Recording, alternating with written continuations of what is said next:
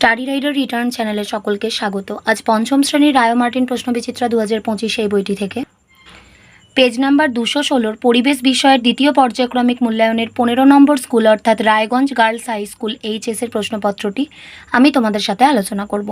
এর আগে 14 পর্যন্ত স্কুলের প্রশ্নপত্র আমি সমাধান করে দিয়েছি। তোমরা যারা সেই ভিডিওগুলি দেখোনি তারা অবশ্যই দেখে নিতে পারো। তো চলো শুরু করা যাক। একের দাগে রয়েছে এক কথায় উত্তর দাও। 1. সান্দাকফু পর্বতের উচ্চতা কত? 3630 metre. 2.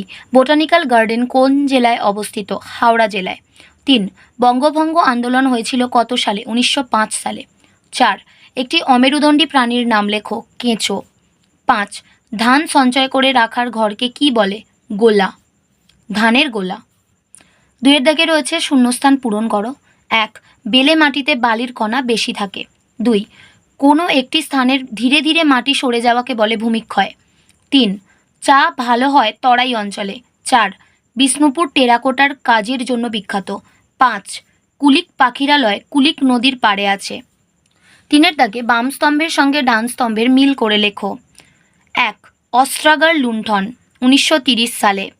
2. Forward Bloc Netaji Subhash Chandra Bose. 3. History of Hindu Chemistry Acharya Prafulla Chandra Ray. 4. Indian Statistical Institute Prasanta Chandra Mahalanobis. 4 এর দাগে সঠিক উত্তরটি বেছে নিয়ে লেখো। 1. একটি মেরুদণ্ডী প্রাণী হল টিকটিকি। 2. ভগৎ সিং 1907 সালে জন্মগ্রহণ করেন। 3. পশ্চিমবঙ্গের শকুন সংরক্ষণালয় রয়েছে বক্সাদুয়ারে। 4. জাতির জনক বলা হয় মহাত্মা গান্ধীকে। 5. ধাপ চাষ হয় পার্বত্য অঞ্চলে। 5 এর দাগের প্রশ্নে রয়েছে নিচের প্রশ্নগুলির 2-1 কথায় উত্তর দাও। 1. লুপ্তপ্রায় মাছগুলিকে আমরা কিভাবে সংরক্ষণ করতে পারি তা লেখো। লুপ্তপ্রায় মাছের সংরক্ষণ। 1. কোন কোন মাছ লুপ্তপ্রায় তার তালিকা প্রস্তুত করতে হবে। 2. লুপ্তপ্রায় মাছ বাজারে কেনাবেচা বন্ধ করতে হবে। 3. লুপ্তপ্রায় মাছের ডিম বা চারা মাছ পঞ্চায়েতের মাধ্যমে বিলি করতে হবে। 4. লুপ্তপ্রায় মাছ ধরা নিষিদ্ধ করতে হবে। 2 এর প্রশ্ন জমিতে বেশি রাসায়নিক সার ব্যবহার করলে জমির কি ক্ষতি হয় তা লেখো। বেশি রাসায়নিক সার ব্যবহার করার কুফল। 1. বেশি রাসায়নিক সার দিলে জমির উর্বরতা কমে যায়, ফলে ফলন কমে যায়। 2. মৌমাছি রেশম মথের মতো পোকারা মারা গেলে অর্থনৈতিকভাবেও আমাদের ক্ষতি হবে। 3. মাটির যে কোনো দুটি ব্যবহার সম্পর্কে লেখো। মাটির দুটি ব্যবহার। এ. মাটি সমস্ত জীবজগতের বেঁচে থাকা, বৃদ্ধি ও খাদ্য উৎপাদনের মাধ্যম। বি. মাটি ঘরবাড়ি, রাস্তা ও অন্যান্য অবকাঠামো নির্মাণের ভিত্তি হিসেবে কাজ করে। 4 এর প্রশ্ন বাড়িতে কি কাজে কোন উৎসের জল ব্যবহার করা উচিত তা লেখো। পানের জল, মাটির নিচের জল, পরিশোধন করা নদীর জল। চাল ও আনাজ ধোয়া, মাটির নিচের জল বা ধরে রাখা বৃষ্টির জল। কাঁচা খাবার ফল ধোয়া, মাটির নিচের জল বা ধরে রাখা বৃষ্টির জল। মুড়ি চিঁড়ে ভেজানো, মাটির নিচের জল। রান্না করা, মাটির নিচের জল। মুখ ধোয়া, মাটির নিচের জল। বাসন ধোয়া, মাটির নিচের জল বা ধরে রাখা বৃষ্টির জল। কাপড় কাচা, মাটির নিচের জল বা পুকুরের জল।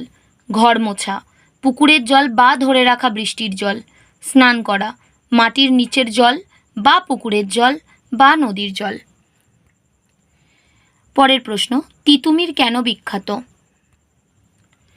তিতুমির বানিয়েছিলেন বাঁশের কেল্লা, যা থেকে ইংরেজদের বিরুদ্ধে তিনি এবং তাঁর সঙ্গীরা লড়াই চালিয়েছিলেন। যদিও তাঁরা পরাস্ত হয়েছিলেন, তবুও তাঁরা প্রত্যেকেই দেশপ্রেমী হিসেবে চিরস্মরণীয়। তিতুমিরের প্রকৃত নাম মীর নিসার আলী। বারাসাত বিদ্রোহের একজন নেতা ছিলেন তিনি। 6 এর দাগে নিচের যে কোনো 3টি প্রশ্নের উত্তর দাও। 1. একজন মহিলা স্বাধীনতা সংগ্রামীর নাম লেখো। প্রীতিলতা ওয়াদ্দেদার। তার সম্পর্কে যা জানো তা সংক্ষিপ্তভাবে লেখো। জন্ম প্রীতিলতা ওয়াদ্দেদার 1911 খ্রিস্টাব্দের 5ই মে চট্টগ্রামে জন্মগ্রহণ করেন। খ্যাতি প্রীতিলতা ওয়াদ্দেদার খুব মেধাবী ছাত্রী ছিলেন। তিনি বিপ্লবী গুপ্ত সমিতিতে যোগ দেন। তিনি চট্টগ্রামে একটি স্কুলের শিক্ষিকা ছিলেন। তিনি মাস্টারদা সূর্য সেনের দলে যোগ দেন।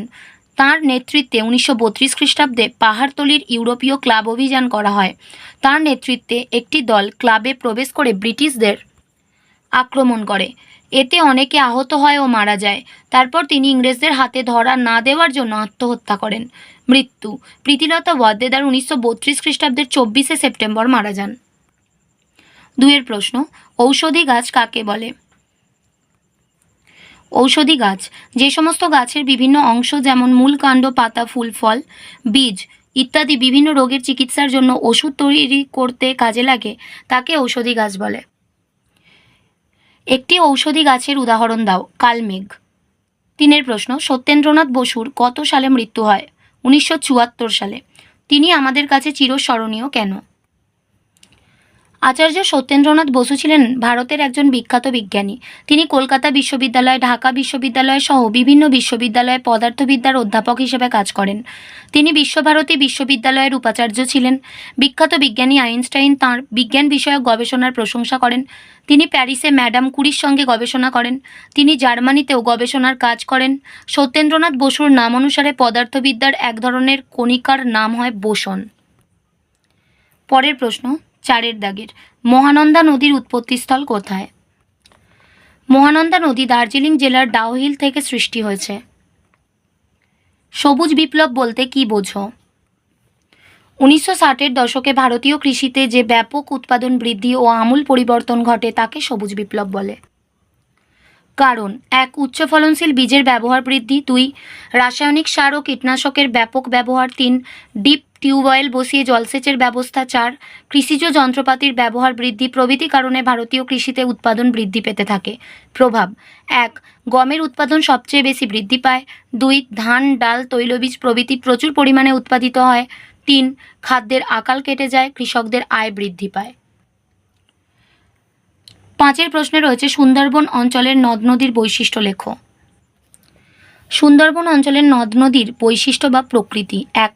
সুন্দরবন অঞ্চলের অধিকাংশ নদী জোয়ারের জলে পুষ্ট, 2. প্রত্যেকটি নদী একে অপরের সাথে সম্পর্কযুক্ত, 3. নদীগুলোতে বর্ষাকালে বন্যা দেখা দেয়। আজ এ পর্যন্তই। ভিডিওটি ভালো লাগলে অবশ্যই একটা লাইক দিও, আর পড়াশোনা সংক্রান্ত এরকম আরও গুরুত্বপূর্ণ ভিডিও পেতে বিনামূল্যে আমাদের চ্যানেলটি সাবস্ক্রাইব করে পাশে থাকা বেল আইকনটি প্রেস করো আর বন্ধুদের সাথে শেয়ার করো। ভালো থেকো, খুব তাড়াতাড়ি ফিরে আসছি নেক্সট ভিডিওতে। Thanks for watching.